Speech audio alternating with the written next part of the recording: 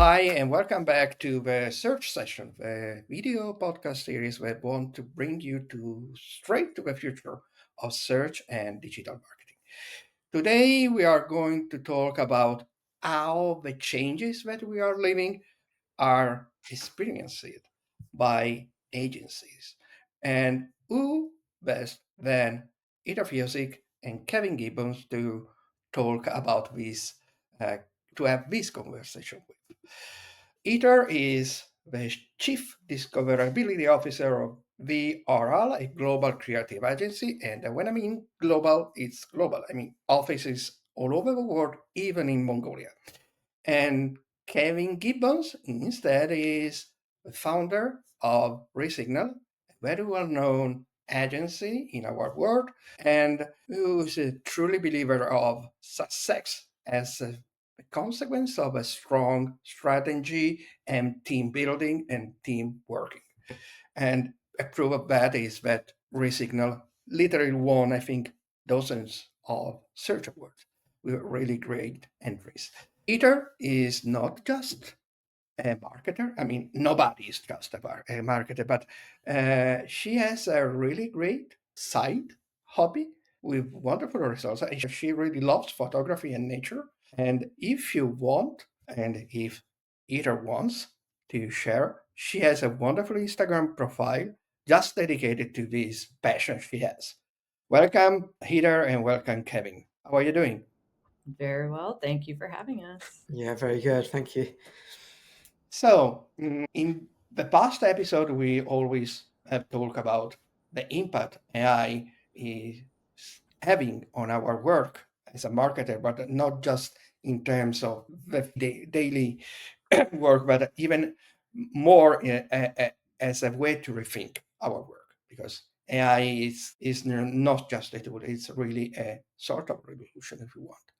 So, considering in the context of an agency, what represents the eruption of AI as both is a challenge, is a sea of opportunities, or a mix of the two?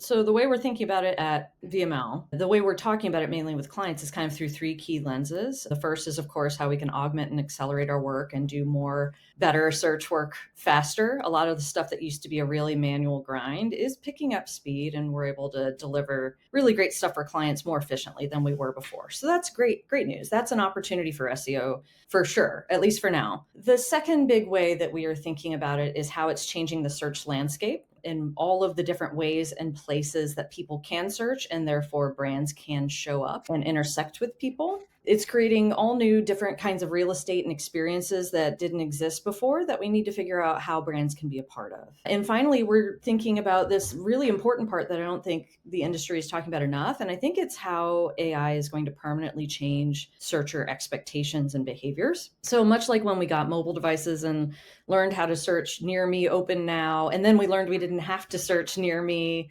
because the phone already knew where we were. And then when we got Internet of Things or voice search and we learned we could search out loud in complete queries, you started to see search behavior change. And I think we're starting to see signs that same sort of transformation happening. And so that is going to permanently change what customers expect of us as brands when we show up in those places.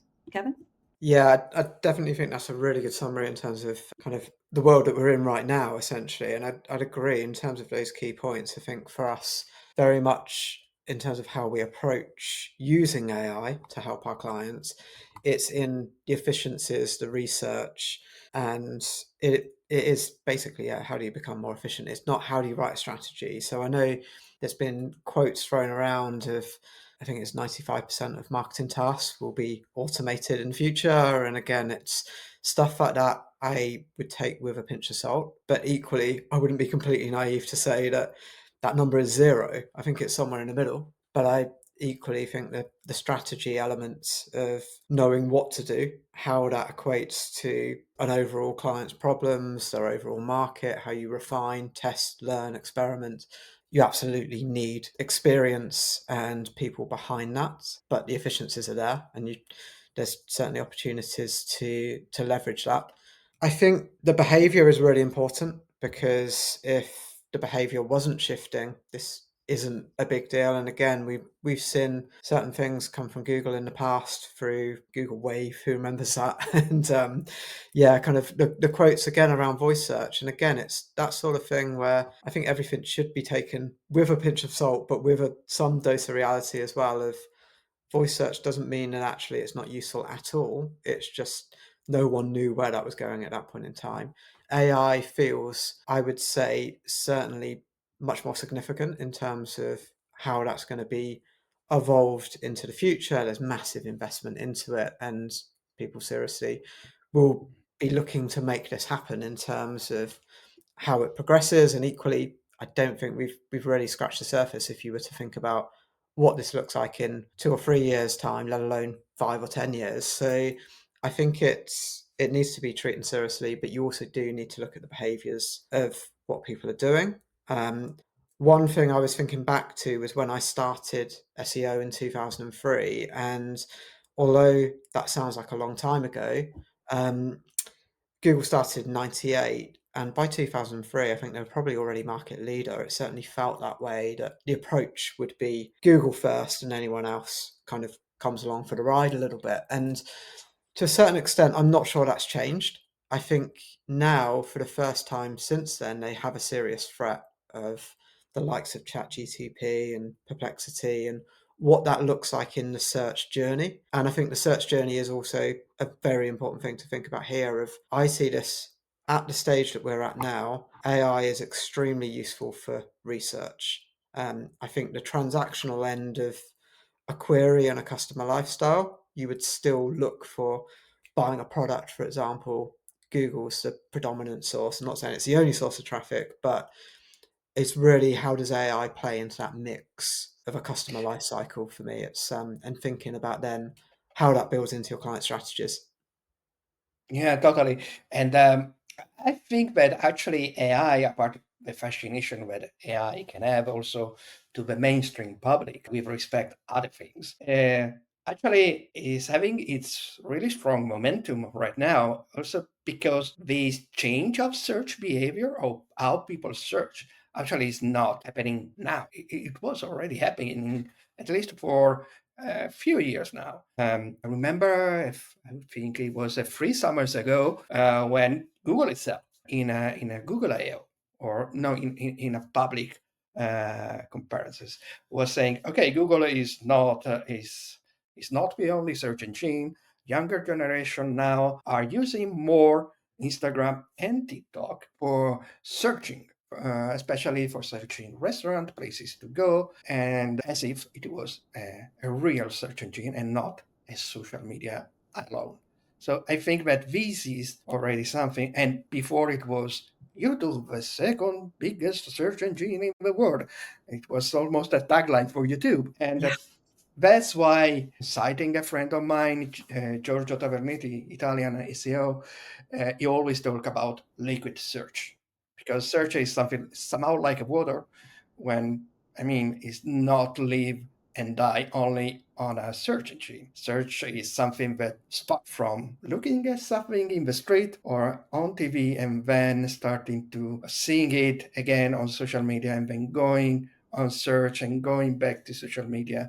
So it's really like a fluid thing that is going on and on until stops and then in a conversion maybe. So this is, I think this is somehow what AI like ChatGPT, SearchGPT, Perplexity, and so on, but even the newest model, because for instance, I use a lot deep research, I use a lot all of the thinking model of AI for conducting research, deeper research. And I think that this somehow something that we are relearning to search as always. We have searched in the past. We were totally analogical. Well, it's interesting that you're talking Yeah. about like we have defined search the way Google defined search since the beginning of search. And so even though we've seen all this fragmentation that you're talking about, this liquid search where people are going to different platforms and weaving in and out of different lanes and getting different kinds of search results than 10 blue links, search experts for a long time have continued to focus exclusively on Google. And that makes sense because, as Kevin was saying, they had 91% of global search marketing share, and they've maintained that dominance for at In least Europe, even more. 15 years. Yeah, in Europe even more. So until now, Google has shaped our entire understanding of what search even means. But I think we can all agree that Google is a great portal or gateway to everything on the web, but it's not necessarily the most efficient or effective way to accomplish certain tasks. If you need to buy something, it might be more efficient and effective to start on a third-party retailer like an Amazon or a Walmart. And if you're trying to get inspired, I'm sure that Google search results are not the most inspirational, but a Pinterest or a TikTok could be. So I think you're right. Like, this is one of the most interesting times in search in a very long time, because search is becoming a star on things that are not Google.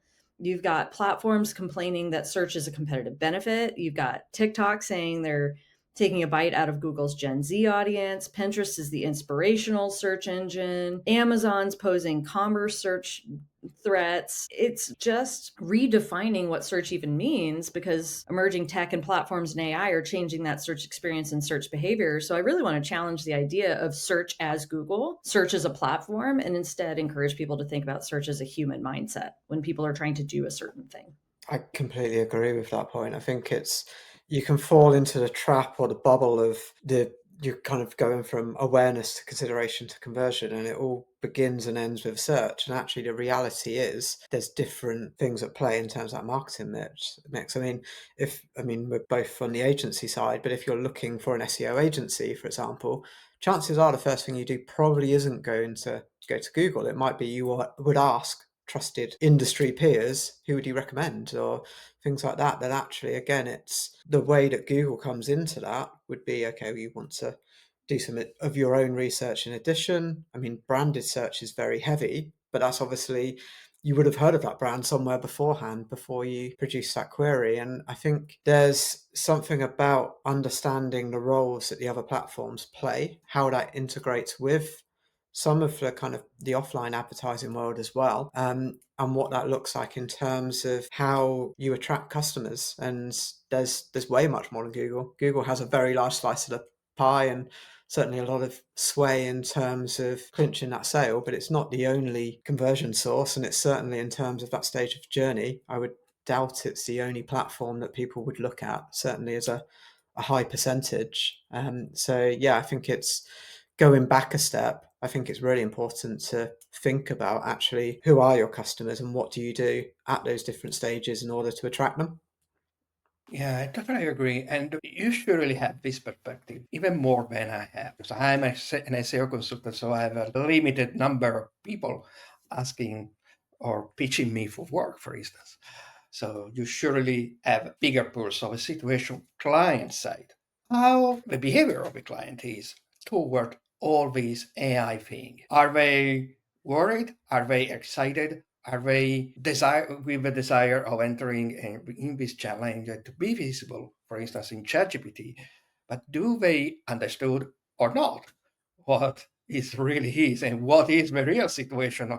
Because we are in a phase of passage where, okay, ChatGPT, okay, Perplexity, we are having growing as market share, let's say also in search, but still we have a giant. Google is still there, and Google is also Gemini, so it's also AIO. So it's also in the future this sort of super personalized search results pages, which is substantially AI overview on steroids. So how Yeah, clients are reacting to these sudden changes somehow.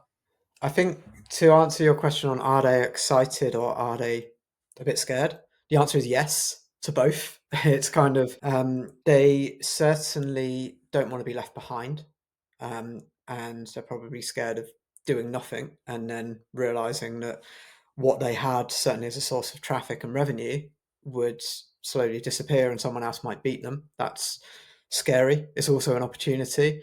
But equally, I don't think there's enough evidence at this stage that you're going to start shifting significant budget towards that. So I think it's an experimentation phase of let's see where this goes, let's try some things and understand kind of what we can do. But until you can see a certain level of ROI and investment that's paying off, potentially with a forecast of if this was to increase in terms of demand in the future, it's not something that you're going to give a massive share of wallet to, for example. But I do think, yeah, brands are curious. Brands want to know where things are going.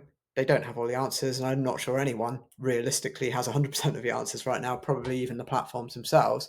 But they certainly don't want to be left behind. I think to give you one example, we have two clients that I can think of in particular where we have contracts with them, and one of them is actually quite procurement led. So it's we want you to show us efficiencies in your workload using AI over time. So we think that we've researched this space. We understand there's tools and software and technology on the market that means that you can get more efficient at your role, and we encourage you to do that. So it's not necessarily, certainly not creating content and setting strategy, but becoming more efficient and doing research, like we were saying about earlier. We have another client contract that states under no circumstances must you use AI, and like everything. I mean, we would tell the client anyway if we were using that, but this is not something that we want to touch, and our policy is we don't want to go near it at this stage. We'll let other people test that, and then once we think it's ready, then that's something that we might revisit in the future. But it's certainly a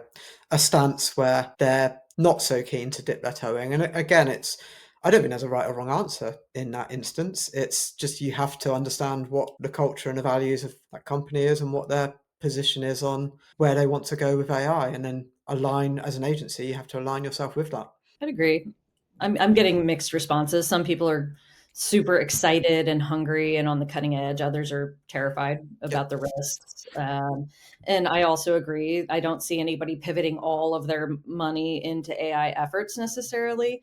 But the ones who are adopting it or taking an interest, I'm seeing a range of motives. Some are thinking, oh, this is going to be huge cost savings somehow. Others are just more excited to win and be first to arrive. Others are thinking about it more from the customer lens. They're thinking, okay, my customer is going to have different needs and expectations, and it's my responsibility to be there. And we've been talking with our clients very proactively for the last couple of years about it, trying to help them get ready for this change as it's bubbling up and making it feel digestible, less terrifying, easier to understand what to do, whether to do anything at all, where to do those things in response to AI.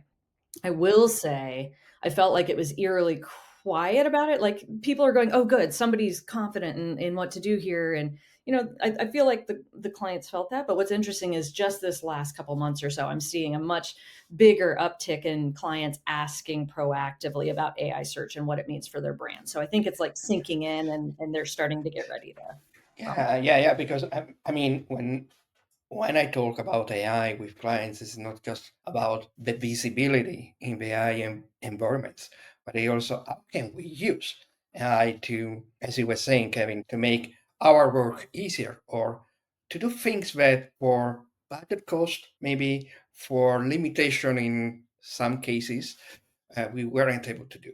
And now with AI, some of these things can be done. I'm not saying it to do things like, short movies only just done with Sora, but we can say, for instance, AI can help us creating features that we can present in your e-commerce that can visualize, for instance, in a more efficient way and in a more cost-effective way, how people can wear a pair of glasses or a pair of boots or something like this.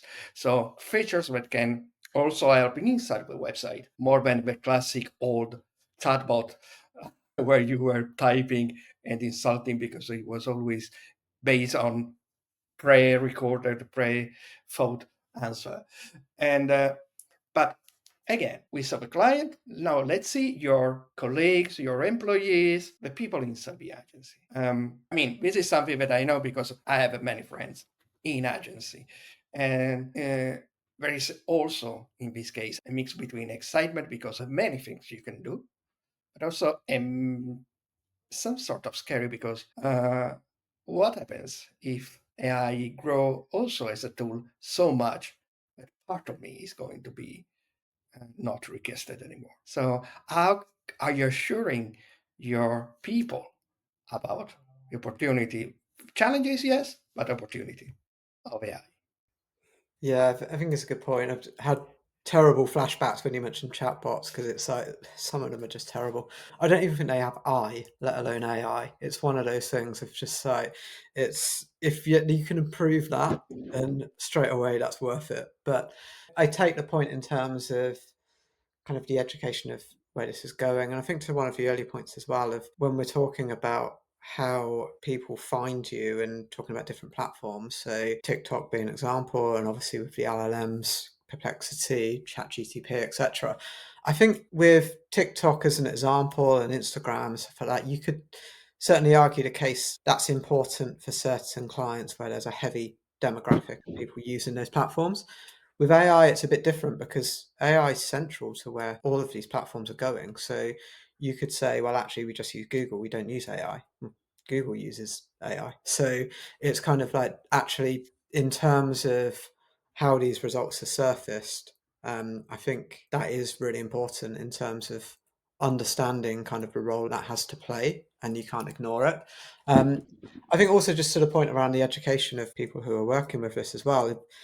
One thing I would say could be a concern is what this looks like for younger people getting into the search industry, for example. So I think there's, for a long time, been a natural career path and progression for people to go from a grad, what we would call in the UK an exec level, through to, yeah, kind of like an analyst through to a strategist. And as they get more experienced, then they're doing more strategy work and working on bigger clients. I think from an agency perspective over the longer term, you might start to see a shift of some of those analyst level tasks are being replaced by AI, and people who are just coming into their first job, for example, would not have the experience to be leading client strategies. So I think there might be a bit of a challenge there in terms of what that looks like, and maybe we need to evolve what that looks like in terms of the workforce as well. That I don't know if that's something that people have looked at kind of in great levels of depth, but I would say that's a potential concern in terms of what that might look like for people who are working within the industry, certainly at the earlier stages of their career. Heather, what do you think? Well, I just got done speaking at a bunch of universities this last week, actually, at the Good University of Kansas and the University of Missouri, and the students seem worried, by the way. They actually seem really concerned about the ethical considerations of AI. So just a heads up for anybody who's looking to hire the next generation of talent.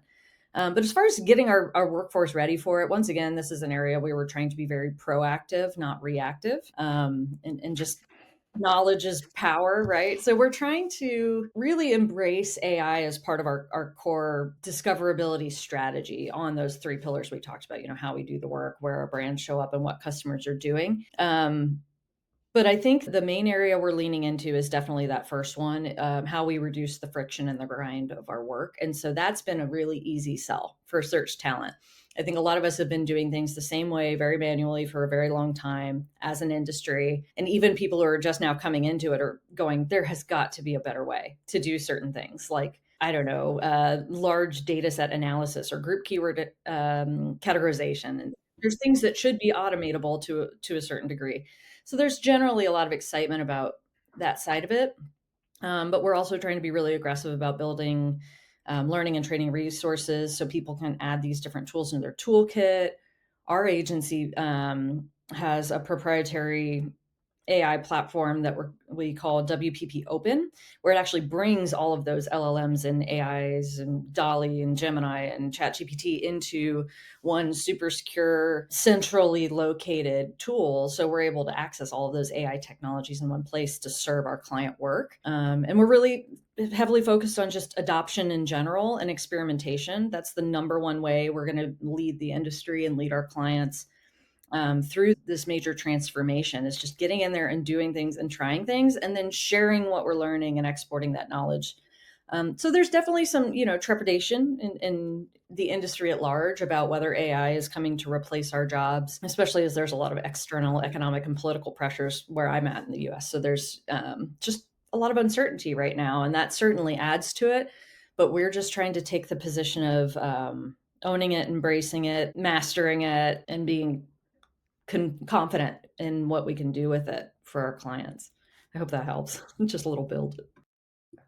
Yes, I totally agree. I mean, if I can bring my own experience, even if I'm not an agency, I'm a consultant. What I've seen, obviously, the first tangible good side effect is that so many things that were making me waste so much time now can be even better automated than before. Not that before couldn't be automated, but spinning title tags or meta description wasn't really so fun. And usually, especially with complex languages like Italian, with feminine and masculine and so on, and tense, a different time, person, etc., like Italian, Spanish, or even German. I mean, doing as international SEO, it's where we're always wrong. But now, finally, this is a good thing. But the most important thing that I'm noticing is I like to use deep research of Gemini, but I also like to use other O1 with thinking of OpenAI is especially when I have something in my mind, but I'm not having it so clear, so to write it down, I start to put it in myself into this conversation. But obviously, with the same sort of grain of salt of knowing that sometimes AI is biased to please you. So okay, maybe he's going to say, "Oh, you're great," or something like. No, always I say, "Don't be so. Be honest." And because so it somehow helps me find the right progression of thinking. But maybe I've just so confused in my mind, even if I know what I want. And this is, I think, this is what. And somehow it's. I don't know who was saying it, but AI can augment our own in this sense, we are like a sort of neuromancer marketers that can be augmented by the capabilities of AI. So I always think that the agency, the consultants, and the brand using AI that will are the ones that will be able to always show the human factor before AI. So, how much are you trying to, if you agree with me, first of all, and how much are you trying to insert this sort of thinking of philosophy to your to the people working with you and to the client working with you? I think part of it is using it. Like you were saying, it's kind of the more you use it, the more you understand the use cases of where this is useful. So, one example I had recently is I booked a holiday largely using Perplexity, and that really helped me to look at different searches and almost just get. I quite like how the results can almost be like, just like a one-page summary of information that again feels like it's collated and it's pretty strong. Certainly, if you're looking for just show me the pros and cons, or where should you go on holiday in the summer in Europe, for example, stuff like that. I think it's really helpful. And then once you understand the use cases for yourself, you can start to maybe just reverse engineer it a little bit in terms of, oh, actually, this is quite useful. I wonder where those results were coming from. I wonder what, and like I mentioned, doing SEO in 2003, I think some of it is actually in many ways quite an old school backward step of when you look at the sources.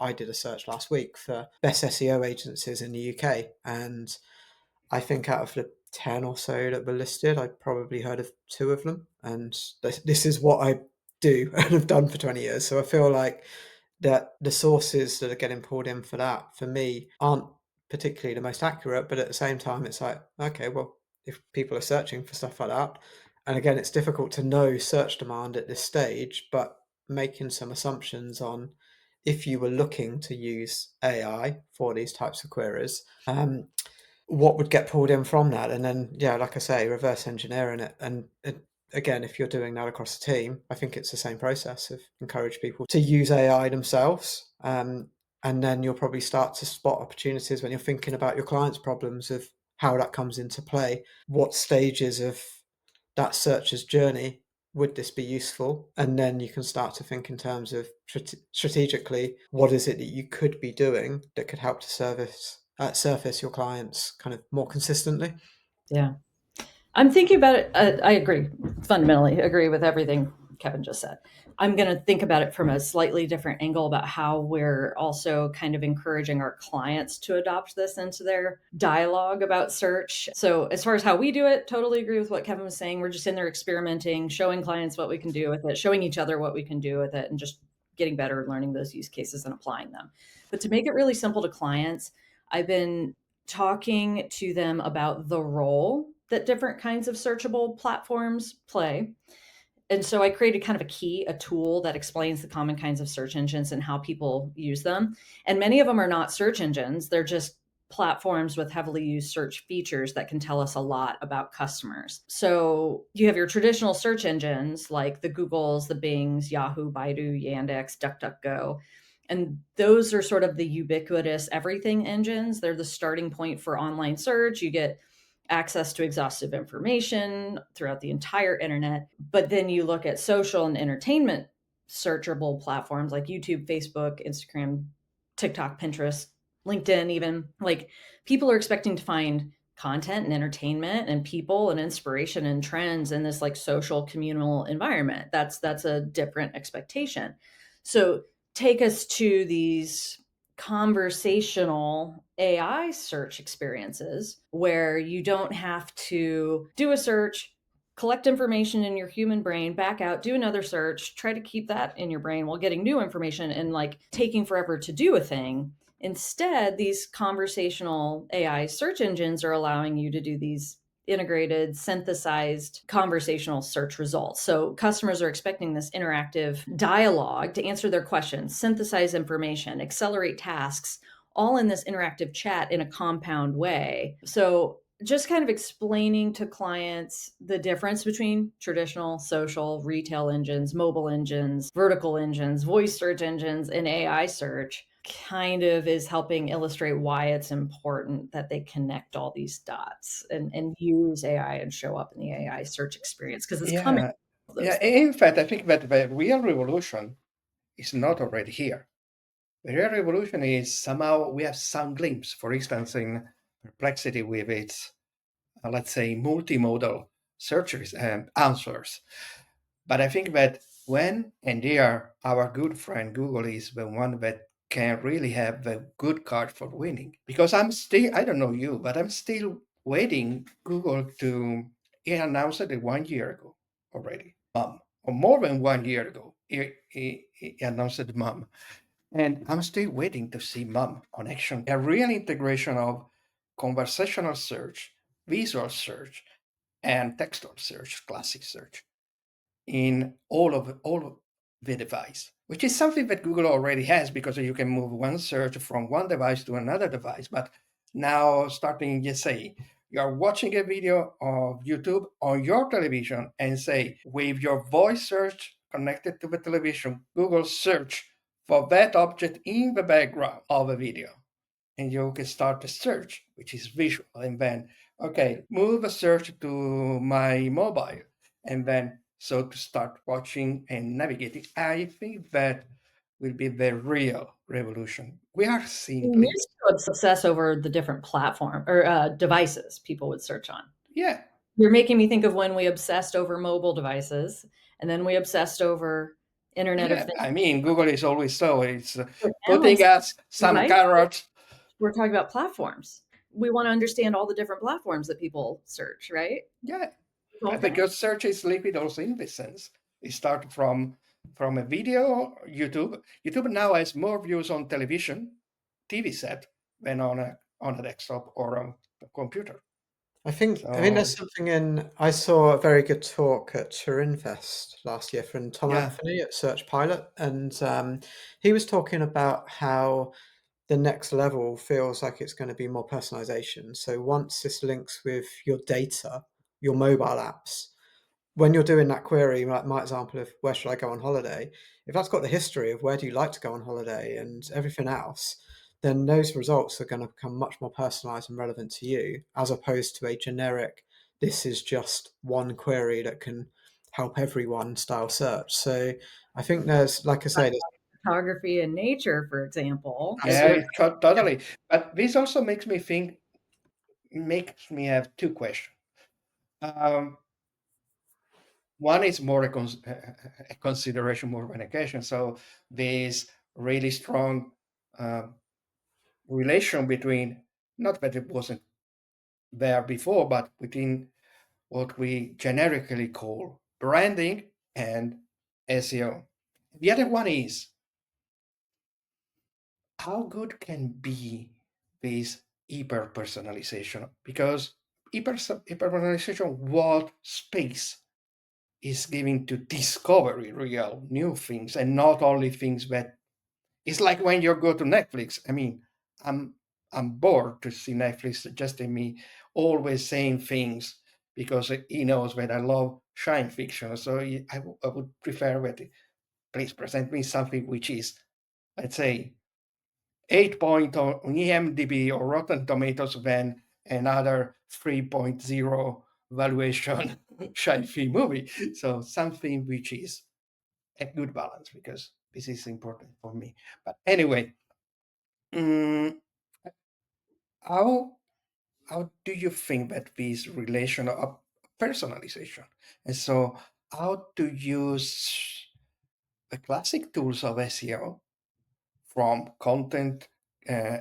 good content, quality content, and but also campaigns, as a way to push branding in association with search concept, and so people have been searching for your branding association with queries, and so to have your brand, your client brand, into the history, search history, and so being able eventually to be pushed up again in searches, cited again more in searches, or used more as a search in AI answer.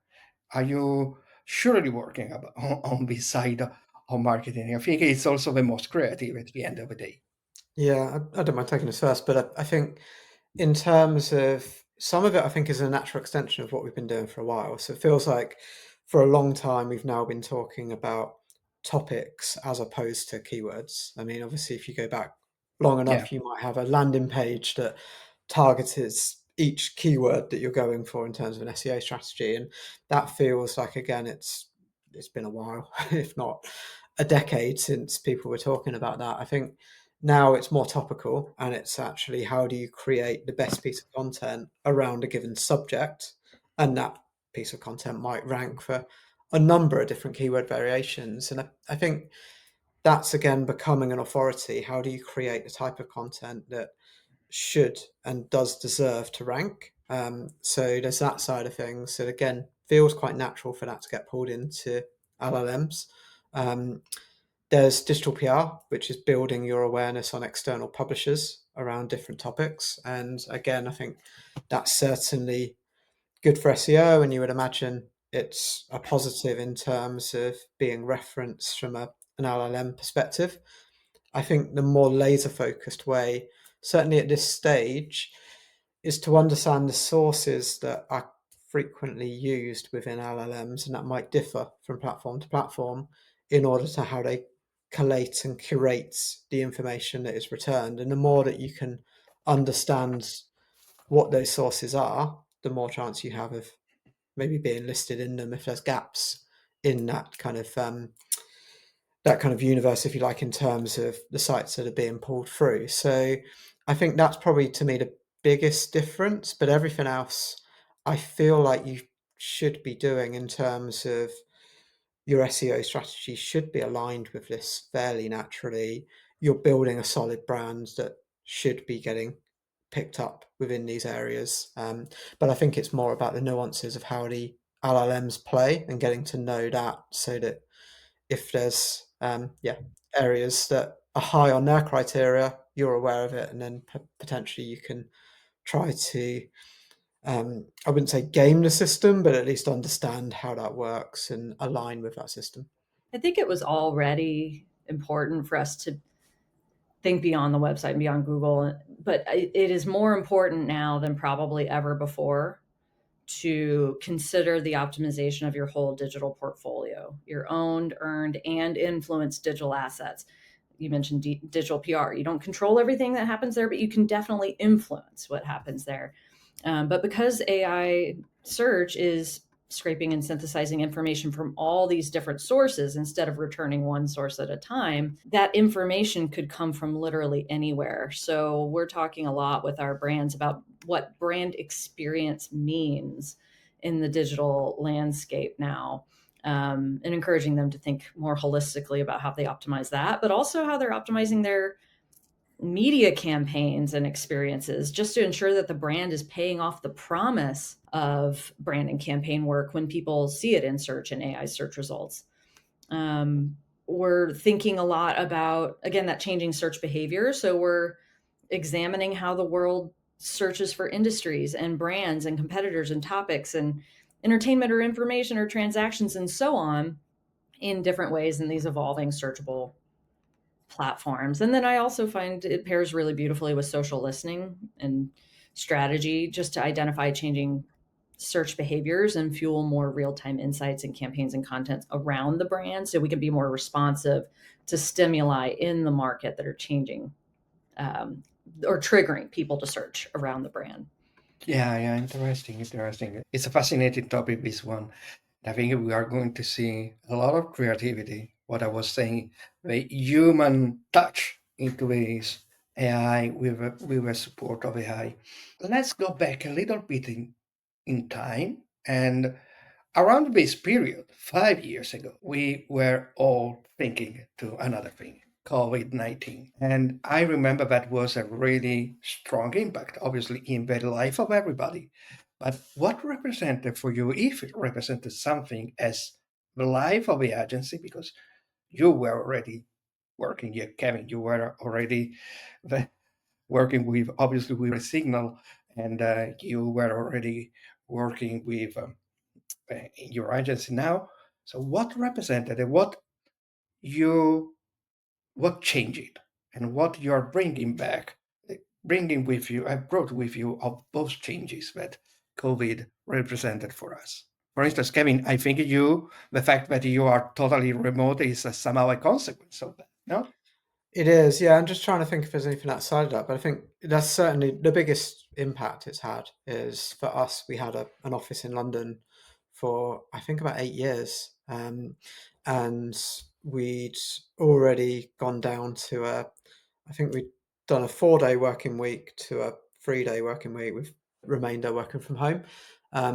Yeah, the biggest impact really was I felt like we were well placed for COVID because of that environment that we had previously. Everything was on the cloud, and we were able to work quite freely from home as well as from the office. And it opened up a talent pool of it doesn't need to be people within a certain radius for us to recruit them. So for us, we then built the team to a point that if we were to have an office now, everyone that we have in the team is based in the UK. But you couldn't pin an office on the map to a point that is commutable for everyone at all. And I think that probably lends to a certain type of person that works well for us and our culture. Certainly have to be kind of self-motivated, self kind of sufficient in terms of what they're doing, and have to learn how to work remotely as a team. But that said, this isn't COVID of lockdown where you can't leave the house and you can't speak to people. We still meet as a team. We still go to clients for meetings and QBRs and get together face to face. And there might be sessions with the senior leadership team, monthly meetings and workshops and all sorts of things. So again, there's still a place for that face-to-face environment. So I think for me, that's the biggest impact in terms of what we do. I think obviously it's more of a evolution of kind of what we were doing before. I think it's more the platform changes in the market as opposed to COVID being the direct contributor to that. But yeah, I guess actually the other thing on that is we have positioned ourselves on e-commerce since COVID. And the reason for that is we'd always been very much B2C beforehand. You could name travel, retail, and finance in terms of our key sectors in any order, probably at any point during that time, it would have shifted quite a bit. But COVID just massively accelerated e-commerce. We've certainly seen that slow down over the last couple of years, but that said, it's still been the standout category and one that we've decided to double down on. And just from an agency standpoint, that has made things easier for us in terms of what's our framework of working, because we work with clients who face similar challenges. So that makes things easier. And in terms of how we position our own sales and marketing activity, again, that's very pointed towards kind of e-commerce and retailers. So that's been a major shift as well, actually. And what meant for a global agency so big, where usually also coordinating the things that must be coordinated between all the headquarters around the world, what represented, what changes maybe accelerated that situation. Yeah. I mean, we did have some benefits by being a global agency that already had to be networked around the world as well. But it really forced us to pick up the speed. And honestly, it opened up a lot of connections. Like maybe pre-pandemic, we would have lived more in person and talked a lot to the people who were immediately around us. But the pandemic actually opened up a world of contacts around the globe that we might not have worked with before. So the trick now is, how do we strike a balance between those things? As far as where we're working, we are definitely moving back toward our offices around the world, but we have a hybrid working scenario as well. So we've got some in office, some at home, but we believe that our agency is not just a deliverable doing business. This is a relationship business. We serve clients in many, many ways that are not just search, which means we need to be bumping into people and intersecting with different disciplines and opportunities in order to drum up more business for search. But definitely, like, just being a globally networked team with central sources of truth and strong infrastructure, so we could, you know, share and export what works across the team, was super helpful throughout that scenario. As far as what now, other than, you know, moving back to actually hanging out with each other in person, which is great. It's what Kevin mentioned about the changing sort of economic climate for these brands. And since we work with brands across different verticals and situations and problems, we see those external economical impacts affect them differently from one brand to the next. But yeah, it was boom times during the pandemic for e-commerce as all of this money pivoted online. And now I think one of the hard things that a lot of marketers are having to do is explain why that didn't continue indefinitely to clients. And clients are seeing that level off and stabilize again. And it looks like decline when it's not necessarily decline. It's just not, you know, record shattering pandemic years anymore. So that's definitely creating a lot of complexity that we have to kind of sort through and help clients figure out what real looks like anymore. And all that while AI is changing everything, it's kind of hard to know what's real. Yeah. I totally agree with that. There was something where I spoke to the head of retail at KPMG during COVID, and they were predicting that COVID would have accelerated digital transformation by 7 to 8 years. And like you say, that wasn't real. That was something that is, okay, well, we Yeah. have to do this now, and this is mission critical.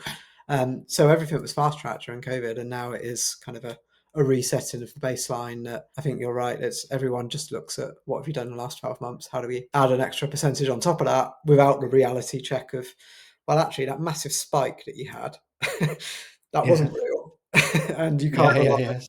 Yeah. COVID was the most searched topic of all time, ever. Yeah. So at first, it kind of eclipsed everything that wasn't COVID, which was interesting. But then, yeah, the big e-commerce boom, like you have to correlate those Yeah. Yeah. things. Toilet roll sales have probably gone down, but that's natural. I don't need to buy more exercise equipment. Exactly.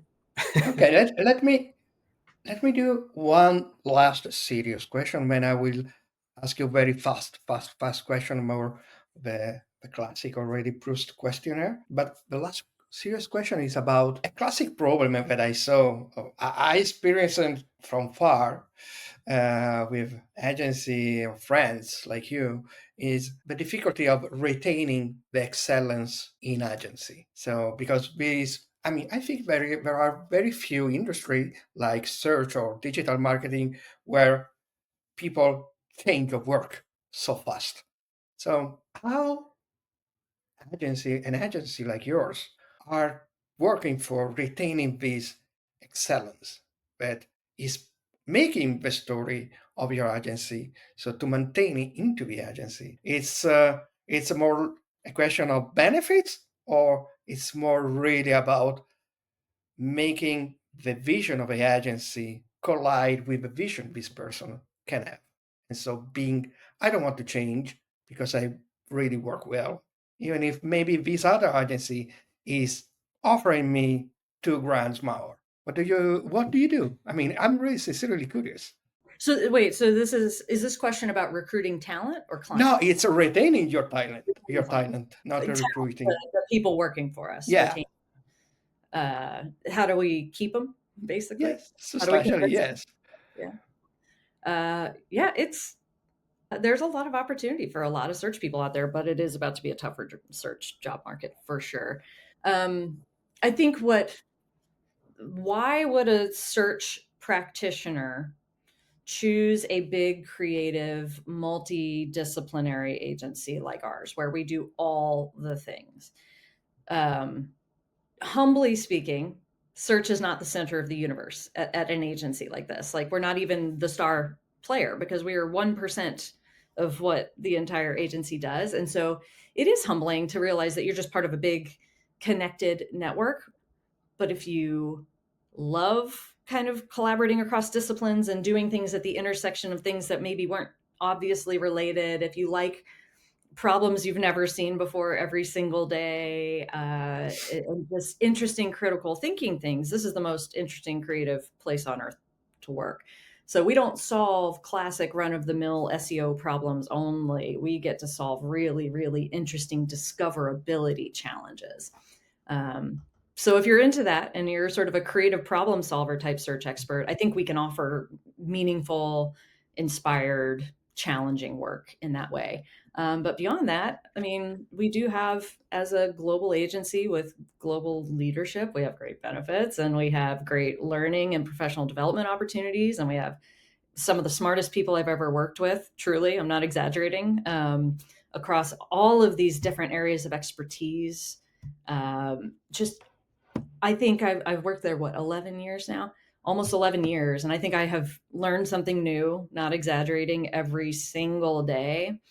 So it's a great environment for people like that. If you really prefer like the steady, every day is the same, you know exactly what you're going to be doing, maybe not going to be able to keep that kind of talent because we're just a little bit too creatively chaotic.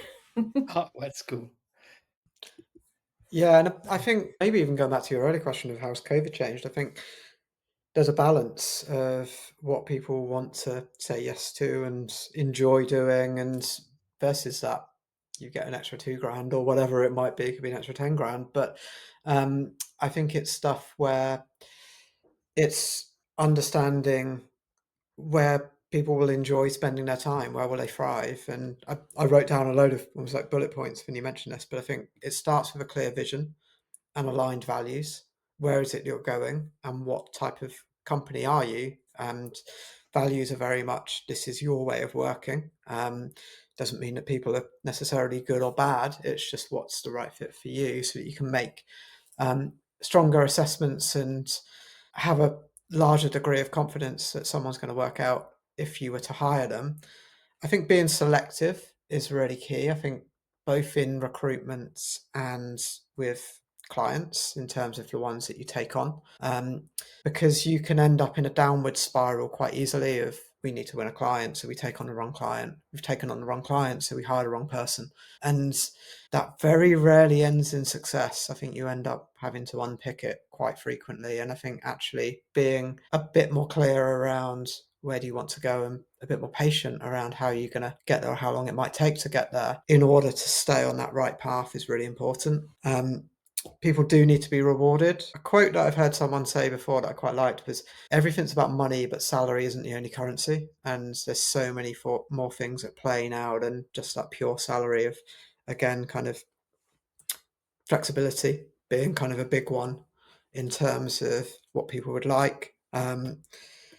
Treat people like adults sounds obvious, but again, like, people want, it's that, Dan Pink wrote a great book on this, but in terms of mastery, autonomy, purpose, how do you get the best out of people, and what is it that they're looking for? Um, Heather mentioned this, but give them great clients. The best people want to work on the best accounts. And I think that's very clear in terms of if you've got great brands that you're working with and solving complex problems, probably challenging problems at times as well. It's like people want stuff they can get their teeth stuck into, and that's where they will really thrive. It also sometimes will help to show the people who maybe don't fit as well, which sometimes can be a good thing, because I think you certainly don't want to settle for mediocrity in terms of that being selective. You want to make sure that you've got the best clients, the best people, and that there's a culture of excellence that breeds through the organization. And the last point, and I think Heather touched upon this as well, but just always keep learning. If every year feels like Groundhog Day, that's not a good thing. You need to be looking at how are you evolving your approach, how are you working on new clients, and keeping that fresh and exciting. So I think there's a number of things there from an agency perspective, and it's not any one of those on its own, but it's a combination of having that. Another thing, there's a friend of mine that runs a recruitment agency, but one thing he says about is if you have three or more friends that are close friends within the organization, that will certainly help. So it, because people like to work with people that they like, and if you feel like you're part of a strong community and people get on well together, then again, that's an element of stickiness that helps you to retain that top talent. Great answer. A really good insight for me because I'm on the totally opposite side of the work as a consultant. Um, Even if I work and collaborate a lot with many agencies, so I usually saw these things from far perspective.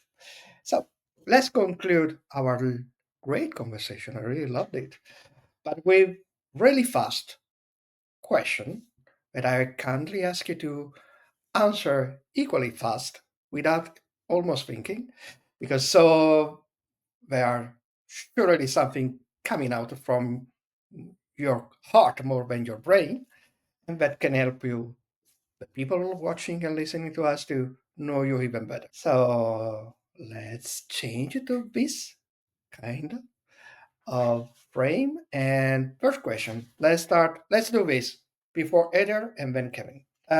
What is your favorite word, Heather? My favorite word? Yes. Oh gosh. No pressure. Uh, Onomatopoeia. That was the first one that came to mind because I can Oh, spell it without looking at it. and you, Kevin, what is your favorite word? Oh, you're mute. I don't hear you. Oh, that was Okay. cheating. Yeah, More this time. was like the hardest question you've asked. But I just looked down at my notes and saw the word learning, so that just stood out to me as it's a good thing to focus on. That's funny. Mm, what turns you off? What throws me off? People who are not solution focused, who just want to wallow instead of solving problems. That throws me off. Yeah, it's funny you said. I laugh because mine's pretty much the same, which is Oh, just really? overcomplicating stuff that doesn't need to be overcomplicated. Yep, that's a good one. Yeah. Occam is the way to go. Um, let's go sensorial. What is the sound you like the most? Oh, rustling leaves with birds in the background any day of the week. Um, I've been playing a lot of tennis recently, so hitting a winner, hitting a smash, something like that, is always sounds quite satisfying. Mhm. And if you weren't doing what you're doing, maybe this is easier for you, Heather. What kind of profession would you love to do? Yeah, that one is easy for me. I went to school to be a journalist. I started my career as a journalist. In another life, I would be an investigative conservation photojournalist focused on See you wildlife. next on National Geographic. Yes, exactly. Call me, Nat Geo. Call me. I feel like I've been on a bit of a marketing path for a while, but weirdly at school I wanted to be a sports journalist. I'm just like sports mad. So so yeah, I feel like I've copied your answers a couple of times there, Heather, but if I We have a think lot back, in if I think back before marketing, it would certainly be down that sort of path. common. That's cool. Cool. And let's end with a laugh. Heather, what is your favorite curse word? My favorite curse word? Yeah. I'm a lover of the F word. It just am I allowed to say it on this? It just has such a hard F and a hard K, and it's just emphatic and confident. It's my favorite curse word. And you, Kevin? I'm British, so I don't swear, obviously. So, but sticking to the sports theme, my favourite curse word is probably Manchester United. So, as a big Liverpool Big burn, Kevin. fan. That's fine. That's fine. Okay. So thank you again, Heather and Kevin. It was a really great conversation. I really loved it. And let's see, maybe in the future, let's have a second one. I would That's love great. that. What a great dialogue. Thank you so much for hosting us, Gianluca. I can't wait to see it live. Okay, you're welcome. Take care. And you people remember to subscribe, give it a like, everything, because so you can help us being more visible. At the end of the day, we are all SEO, so you know how these things work. So give it a like and subscribe to the Advanced Web Ranking channel, so you will be advised of the next episode of the search session. Bye bye.